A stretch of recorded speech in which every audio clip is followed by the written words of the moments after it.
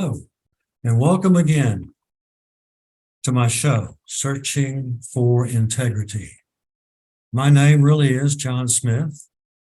I'm searching for people with integrity because our country suffers from IDD,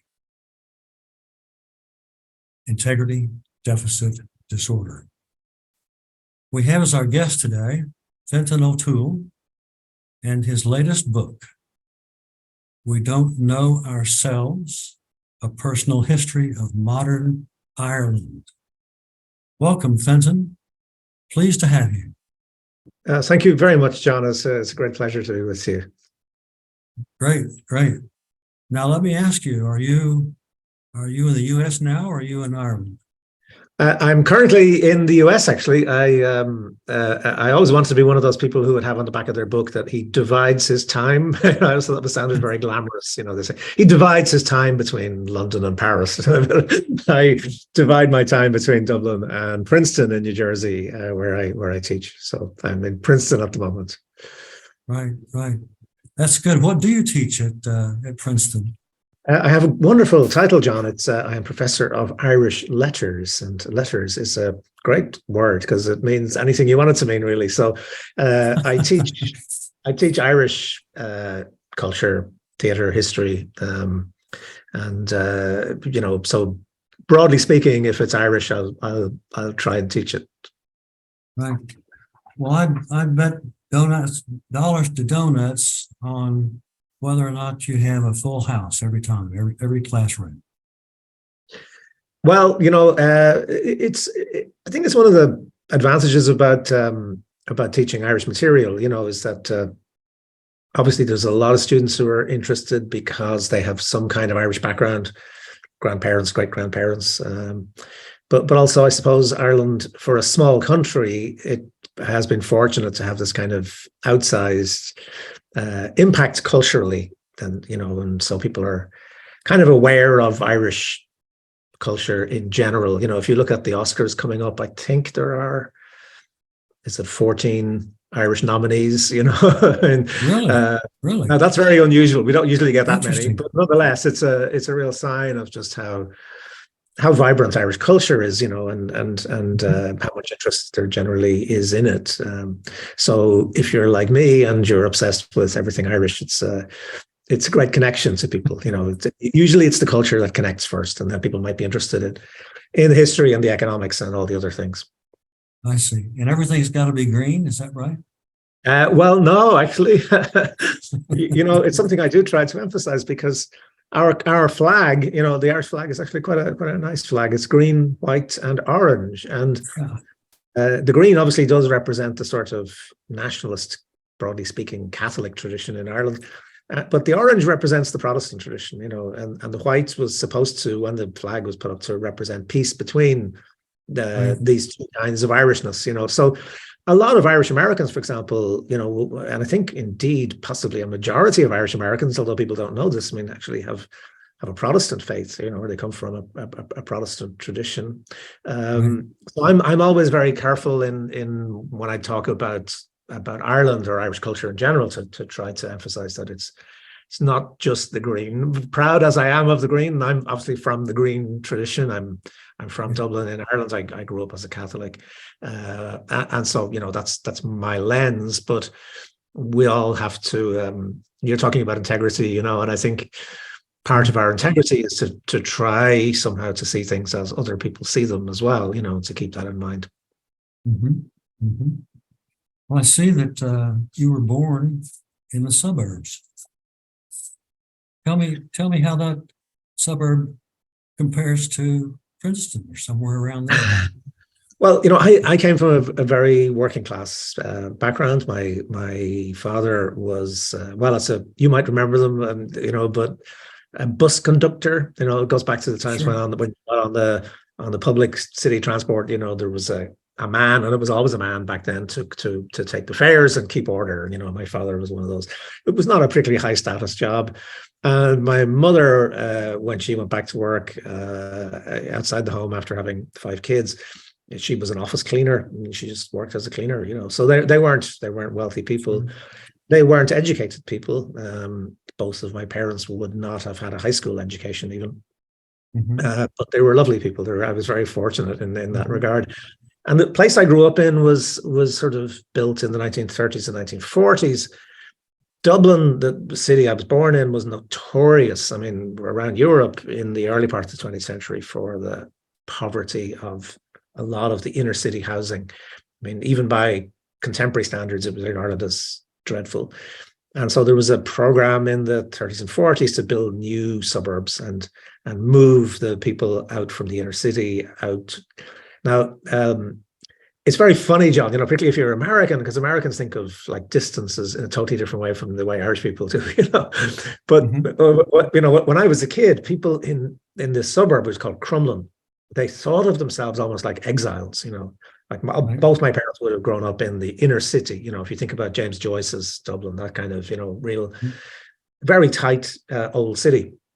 They were only about 3.5 miles away from the city, Really? but they might as well have been on Mars. There was a real sense that they'd been displaced, and we were sort of the first generation of kids really kind of growing up as natives of the suburb. It was our place. It's where we lived. We took Right. it completely for granted, but an older generation still had a kind of nostalgia.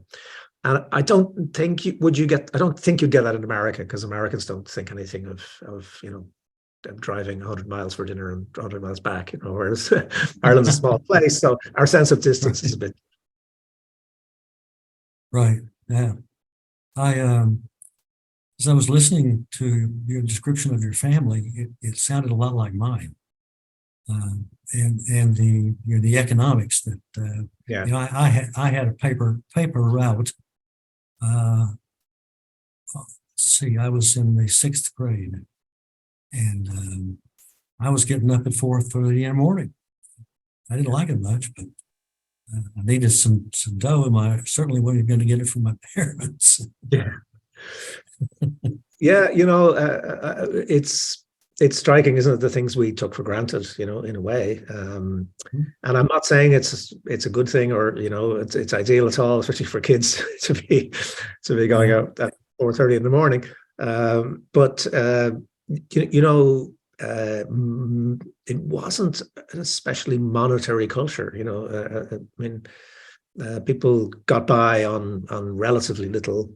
And Ireland was probably in general significantly poorer than the States was, So, but in a way, when I was born, it had become a crisis, nonetheless, right? So I was born in 1958, and Ireland had become independent in 1922. So it was still a very young country. I mean, very old culture, but a young country, and Mhm. it was very idealistic when it's set up, independence. You think it's all going to be great. And in fact, it was a failure, because it had remained very much an agricultural country. It was effectively producing beef for the British consumers' table. It was like a big Right. cattle ranch in a lot of ways. And Huh. that wasn't what people wanted from the 1940s, 1950s, post-war. Uh-huh. Irish people, of course, were always very aware of what the standard of living would have been like in America, for example, because everybody had relatives, their cousins or their aunts and uncles were sending back photographs or sending back used clothes. I mean, a lot of people, Huh.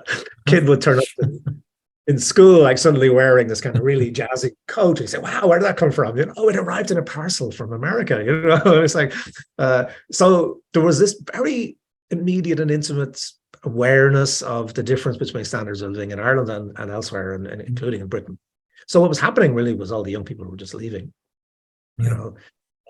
2 countries in Europe only lost population in the 1950s, and one was East Germany, for Right. reasons you don't need to be told so much about. This is Sure. before they built the wall to keep you.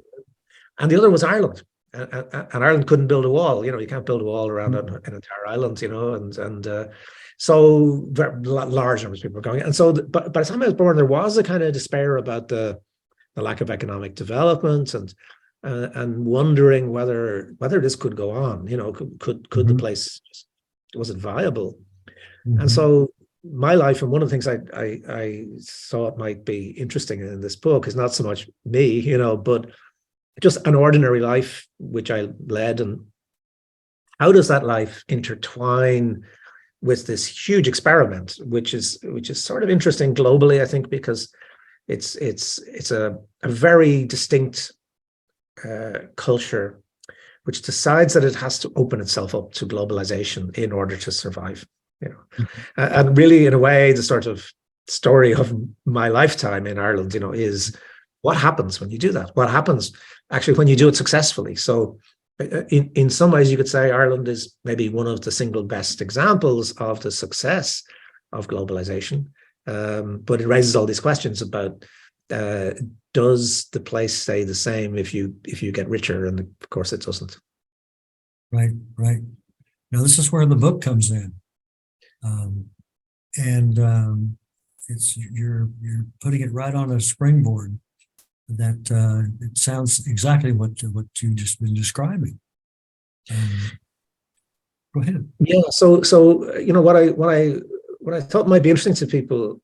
I mean, Irish people are always very interested in themselves. So, I always knew this book would sell very well in Ireland. Sure, but sure. what I thought might be interesting to people who are not Irish, is there is a certain kind of tension and drama in this, which is that you really get very radical change. If you look at what Ireland's like now, and you look at what it was like when I was born, it's very almost hard to see the continuities, because it was an incredibly monolithic society.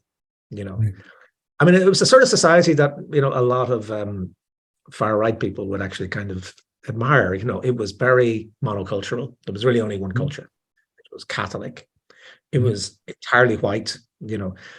I mean, literally, if you saw a person of color in the street, people would look, because it was really unusual, and they would say, "Oh, there must be." Usually, they were people who were studying to be Catholic missionaries, who would come from Africa, whatever, and were going back. I mean, that was usually what it was, and so it was in one way, very predictable. It had this sort of very definite identity.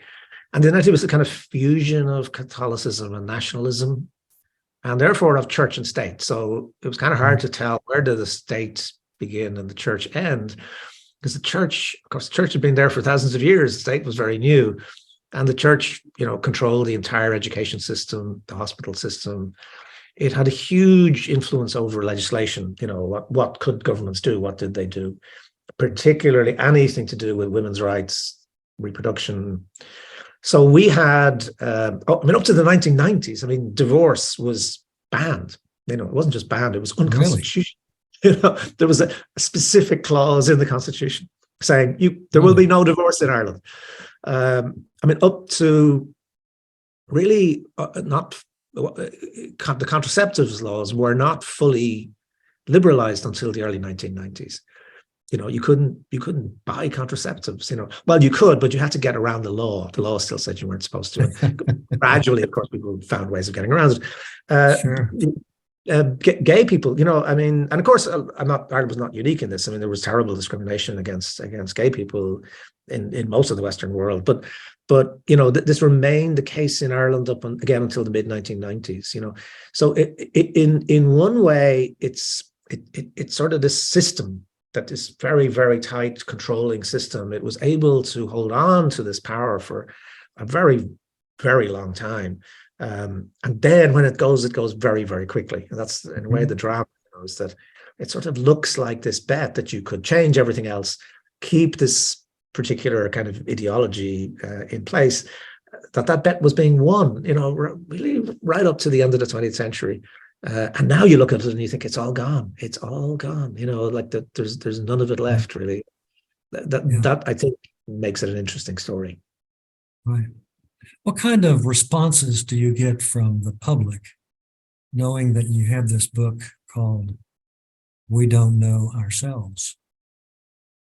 It's been very gratifying. I've worked as a journalist in Ireland for longer than I care to remember.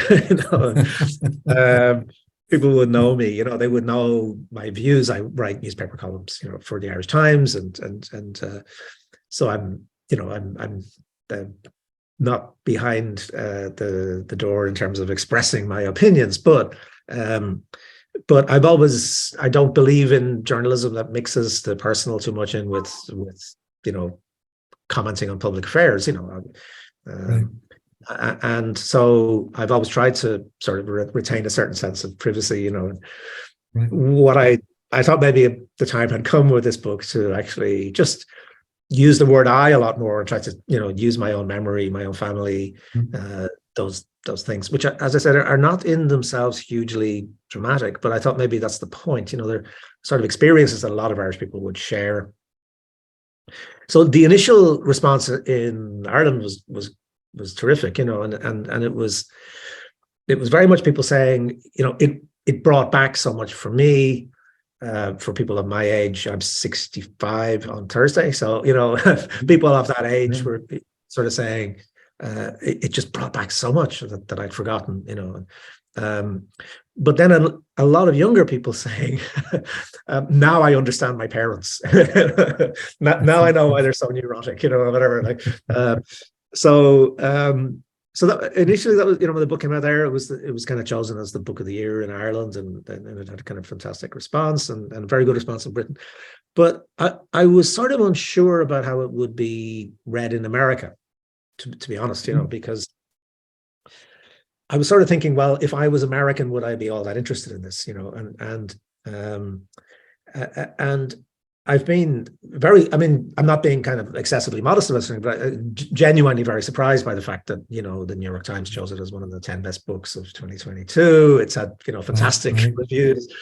My publisher said it's the best reviews they've ever had, for anything. It's just, and that's there's a lot of luck in that. I'm around in the business myself for a long enough time to know that sometimes you get lucky and sometimes you don't. So I'm not swanking around with that sort of stuff. But I've also had an awful lot of responses from American readers who were not Irish, who responded to the book as a story, and found a lot of people said to me they felt it was more like reading a novel than it was like reading a history book, and I'm sort of delighted with that, because that's in a way what you want, is that even if you're not as invested in the details of Irishness as I am, I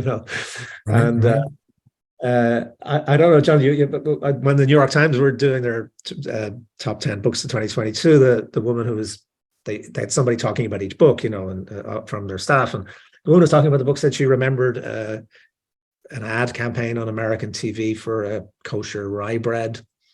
It must have been in the 70s, but it had the strap line was, you don't have to be Jewish to like whatever the kosher this bread was, And she said, you don't have to be Irish to really like the book, And I thought, well, that's the best compliment I've had, and I think in one way, if you read the book, of course, there's a lot of America in it, So for Americans, in a way, there is an element of an American story, because this is kind of the extrusion of America into Ireland, So where is all this money coming from? All this investments coming from? All this technology coming from? Overwhelmingly, it's coming from America. So if you go to Ireland now and you walk around the docklands of Dublin, what do you see? You see the European headquarters of Google, the European headquarters of IBM, the European headquarters of Microsoft. Let's go on and on and on. You have, I think, 24 of the top 25 pharmaceutical companies in the world are in Ireland, most of them American. All the medical devices companies, that's really what Ireland now is in many ways economically. It's the European base for American investment, and that's not a bad thing to be. And that was unimaginable, when I was a kid. The idea that the sort of this cutting edge technology would be based in Ireland, and a lot of that is to do with this connection between Ireland and America. This feeling that actually Ireland feels like a good place for American investment. Right. Seems to me that there was a change in the taxation law that would look at people from the U.S. Yeah, so obviously it wasn't just the US, but so what they did in 58, the year I was born, this epoch-making year, not just because I was born in that year, but because this is the year when we have to make this decision. Right, right. So they're desperate for capital. I mean, there's just not enough capital in the country, and so what they decide to do is to precisely have tax incentives. I mean, basically say if you invest in Ireland, you won't pay any tax for 10 years, on your profits, and that was very, very attractive.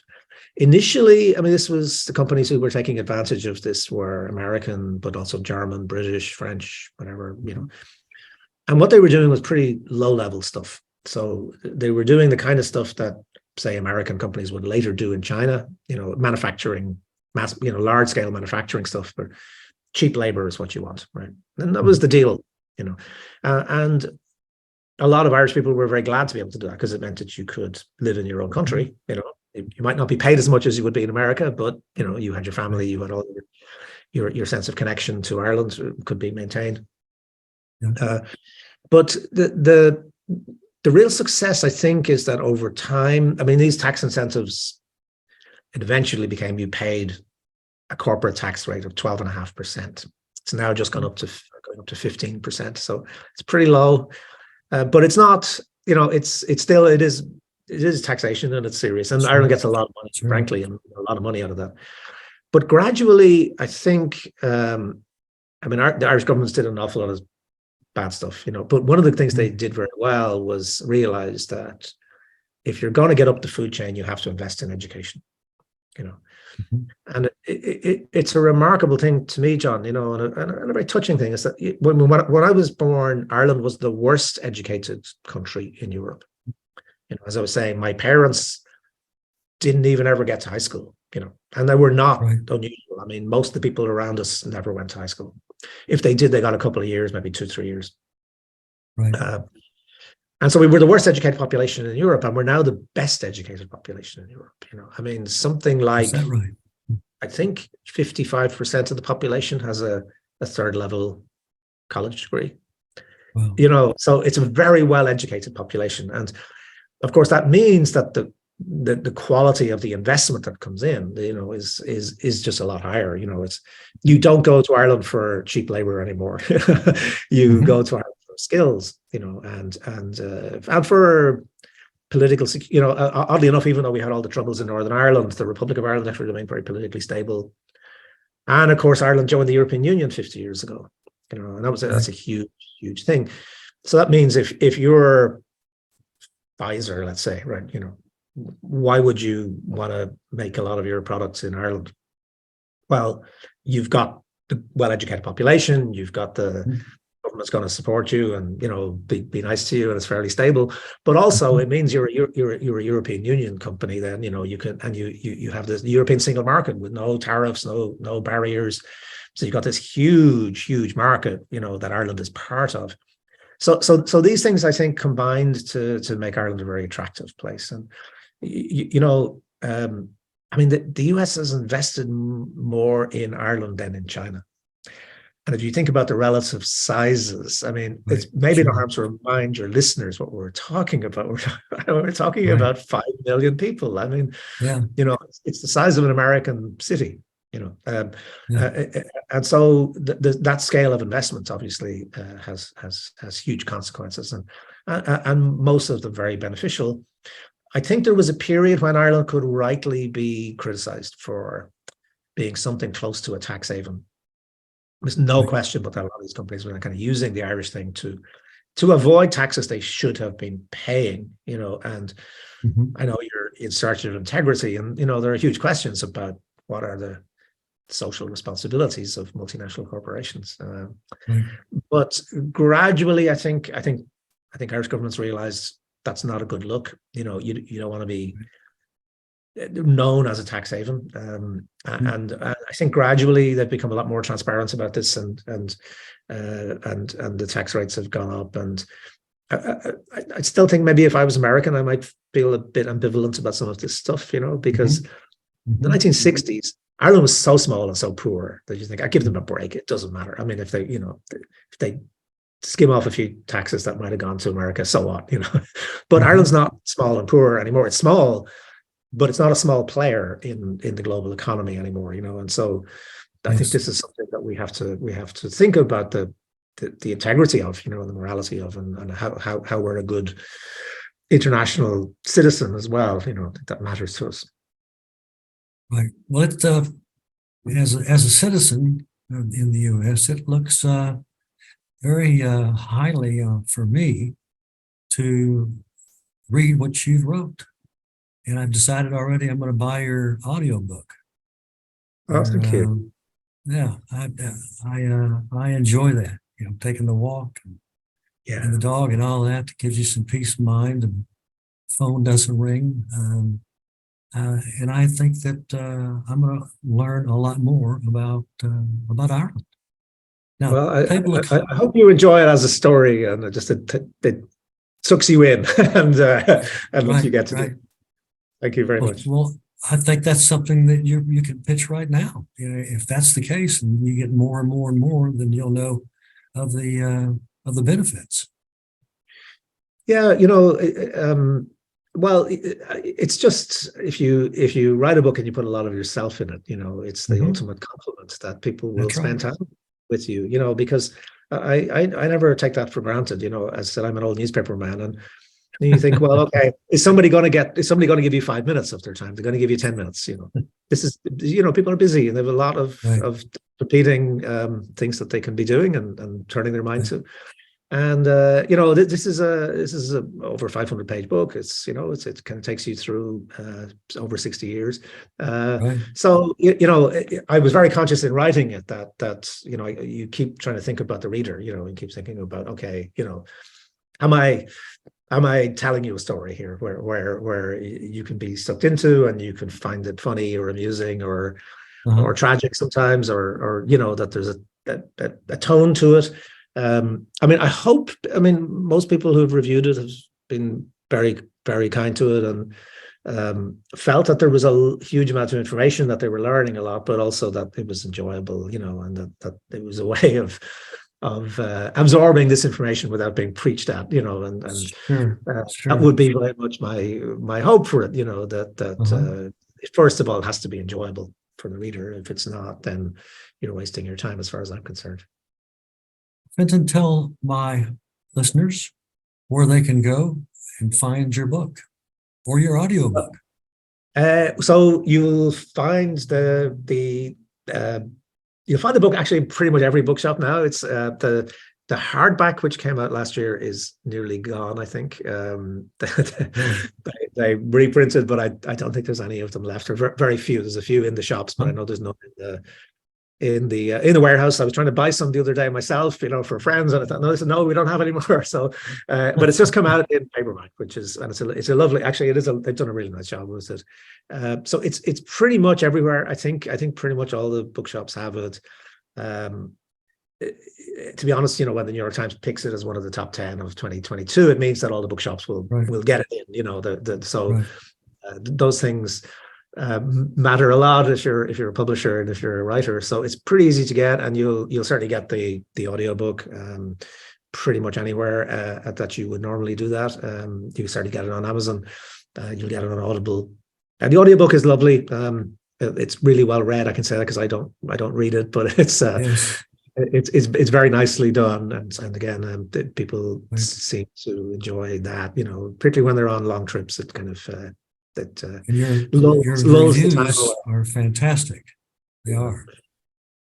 They really have been, and as I said, I don't take that for granted, because most of the reviewers are not Irish, but the ones in the US certainly, and in Britain, and so they don't necessarily have any dog in this fight, so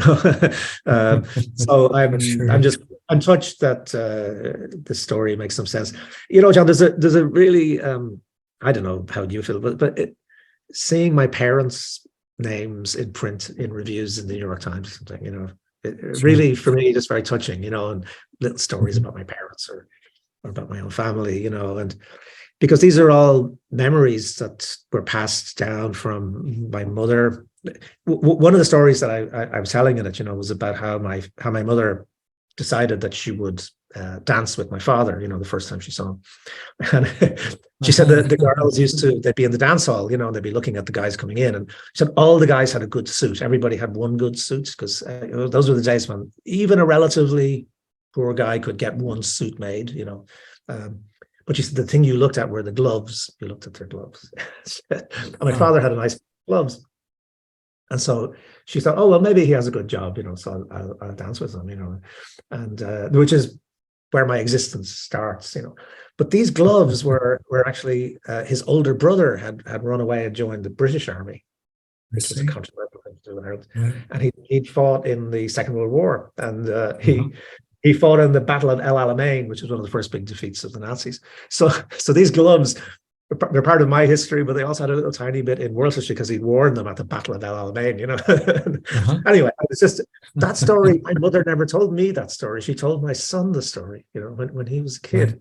He told me, And so there's these things that memory is very fragile in a way, You just kind of think some of these things just sort of go off into the air and are forgotten about. And one of the privileges of being a writer is that you're sort of able to fix these things down and then share them with other people, And the New York Times ran a little extract, and they chose that bit, just my father's gloves and my mother, and it's just, it's a bit surreal to sort of read that in print in the New York Times, and you think, wow, that was just a memory that my mother told my son, and now it's kind of out there somewhere. It's in print. It's it belongs to everybody.